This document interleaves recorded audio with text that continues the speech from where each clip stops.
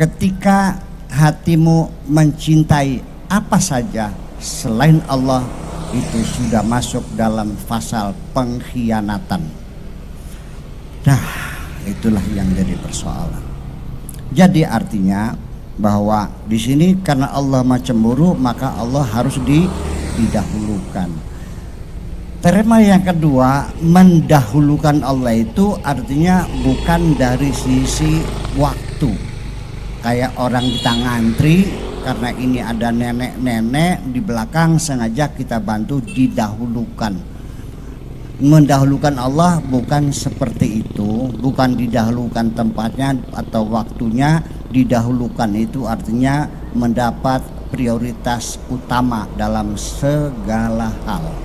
Bahwa Allah harus ditaruh di depan. Nah, kalau Allah ditaruh di belakang, maka akan menjadi persoalan dan nanti mau akan saya terangkan. Nah, sekarang saya mau nanya dulu kepada bapak-bapak dan ibu-ibu. Tuh, Allah menurut kami penduduk Kalikoa. Ya, Kalikoa ya, atau Gria Caraka. Tuhanmu di belakang atau di depan sebetulnya? Didahulukan atau diakhirkan? Saya mau nanya pertama. Ketika ibu ditimpa hutang, ditagih oleh Bank BRI, sudah jatuh tempo harus lunas, sehingga kalau tidak ancamannya rumah ini akan disita. Ya, kemudian juga hutang-hutang yang lain juga mendesak harus dibayar. Kalau tidak saya laporkan ke Pak Kapolsek. Pusing nggak, Bu? Mumet nggak kepalanya? Mau mencari orang yang bisa menolong nggak? Ingatlah kita punya teman di Bandung, teman sekolah. Kita hubungi, tolong dong pinjam uang 500 juta untuk bayar utang. Oh Bu, sedang nggak ada. Punten lagi. Mertua yang ada di Indramayu yang sawahnya 80 hektar tuh, tolong juga. Boro-boro nok lagi kena klowor sawah. Kecewa lagi. Paman yang jadi jenderal di Jakarta minta tolong lagi, tolong deh rekomendasi aja supaya BRI-nya bisa menunda setahun lagi. Dianya nggak ada, lagi punya persoalan sendiri. Setelah mumet gagal semua, baru terakhir berangkatlah ke makam Sunan Gunung Jati. Disitulah berpuasa, sehari-hari puasa, baca Quran terus menerus, sholatnya bukan hanya 5 waktu, qobliyah dan ba'diyahnya. Dari mulai subuh, qobliyah subuh, kemudian subuh, nanti paginya jam 9 sholat duha, nanti qobliyah duhur, nabah duhur, ba'diyah asar, qobliyah asar, asar, qobliyah maghrib, ba'diyah maghrib, ba'diyah maghrib, qobliyah isya, isya ba'diyah isya, malamnya bangun lagi sholat tasbih, sholat taubat, sholat hajat, sholat witir. Sehari-hari baca Quran saja, nangis lagi, nangis lagi, nangis lagi. Hebat nggak ibadahnya? Saya tahu begitu buka buku hariannya, utangnya 500 juta. Berarti di sini Tuhanmu ditaruh di depan apa di belakang? Ninggur ya, tait ya.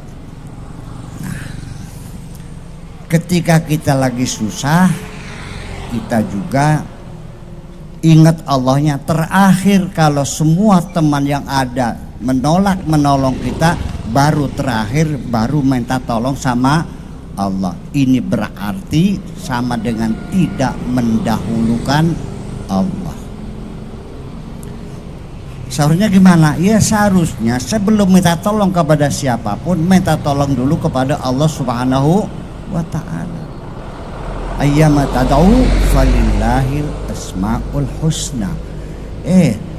tinggal panggil saja namaku, Bu. Kata Allahnya, panggil. Kalau kamu kurang rezeki, panggillah aku ya Rozak. Bapak-bapak pengen naik pangkat, panggil namaku ya Wahab. Kamu yang jomblo-jomblo, kepengen dapat jodoh, panggil namaku ya Wadud, ya Wadud, ya Wadud. Betul nggak? Kok susah banget? Ud'uni astajib lakum. Allah menghimbau kita suruh minta.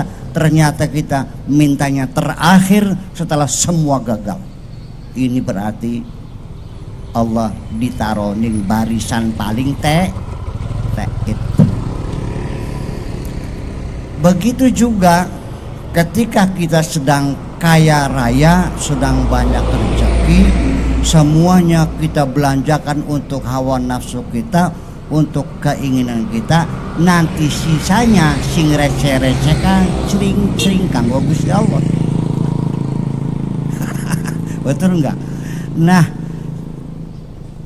apa yang terjadi nanti? Nanti di hari akhirat akan ada orang yang tercengang ketika dalam proses hisab, pengadilan tertingginya Allah di hari akhirat, namanya Yaumul Hisab. Sementara di dunia ini mungkin kita punya catatan khusus tentang kebaikan-kebaikan kita. Sedekah, nyantuni anak yatim, nyumbang masjid, ukhuwatul ummah, kemudian dan orang jompo, semuanya dihitung semua. Sembayangnya, kopinya, dan begitu di akhirat diberi kitab oleh Allah, begitu dibuka kosong melompong, kosong melompong. Kalau terjadi pada diri ibu-ibu dan bapak-bapak semacam ini, kecewa nggak? Ya Allah, jadi kosong. Malah terbalik, bukan hanya kosong, kebaikan kita dalam pikiran kita ternyata dicatat malaikatnya kejahatan-kejahatan. Nah, sebelum itu terjadi pada diri kita semuanya, alangkah baiknya mumpung masih hidup, mumpung masih bisa melihat matahari, yuk kita perbaiki persepsi kita ini semuanya. Artinya bahwa coba kita perbaiki lagi. Jangan sampai kita nanti kecewa, karena Allah memperingatkan begini, artinya, maukah kamu ku beritahukan tentang orang-orang yang amalnya merugi semua, tekor semua? Pengen tahu nggak? Nah, qul hal adullukum bil akhsarina a'mala. Maukah engkau kuberitahukan tentang orang-orang yang amalan-amalan di dunia ini merugi semuanya, bangkrut semuanya ini? Pengen tahu? Nah, Allah mengatakan hal adullukum bil akhsarina a'mala alladzina dhalla sa'yuhum, yaitu orang-orang yang tersesat dalam perjalanannya, alladzina dhalla sa'yuhum fil hayati dunya, ketika di dunia perjalanannya tersesat, wahum yahsabuna annahum yuhsinuna sun'a, karena di dunianya ini dia beranggapan, mengira isinya kebaikan semua, setelah pulang di akhirat terjadi adalah kejahatan semua. Akan terjadi orang semacam ini karena prosesnya tidak pernah mendahulukan Allah Subhanahu wa ta'ala. Di dunia ini, ibu-ibu, bapak-bapak, mungkin saya menduga ini rajin-rajin semua sholatnya nih. Ya, buktinya apa? Masjidnya kurang. Ya kan, berarti nggak muat ininya. Ada satu kesadaran semakin tumbuh. Tolong mulai hari ini jangan terlalu banyak menghitung pahala-pahala sholat kita. Coba diperbaiki sekarang dulu. Karena kenapa? Karena nanti di akhirat orang yang mencatat kebaikannya, sholatnya subuh, duhur, asar, maghrib, sholat apa, duha, sholat, taubat, sholat, tasbih, sholat, ditulis semua. Begitu di akhirat dibuka kitabnya, dicari bab sujud tidak ada, bab ruku tidak ada, kosong. Adanya bab pleding. Ngerti pleding? Nungging. Tahu nungging? Malaikat, saya bersujud kok. Kata malaikatnya, kamu nungging? Loh, saya sholat. Enggak, kamu nungging. Kenapa? Ya karena selama di dunia Tuhanmu kau taruh di belakang. Ibu-ibu sujud. Kalau saya ada di depan ibu-ibu, saya akan mengatakan saya melihat ibu-ibu lagi bersujud, betul nggak? Kalau saya yang ditaruh di belakang ibu, ibu sujud, saya melihat apa itu? Betul nggak? Pak Camat, ketika aku di hadapanmu, aku akan katakan Pak Camat sedang bersujud. Ketika aku kau taruh di belakangmu, apa aku katakan? Aku melihat Pak Camat lagi. Ya itulah makanya kita perlu mendahulukan Allah dalam segala hal.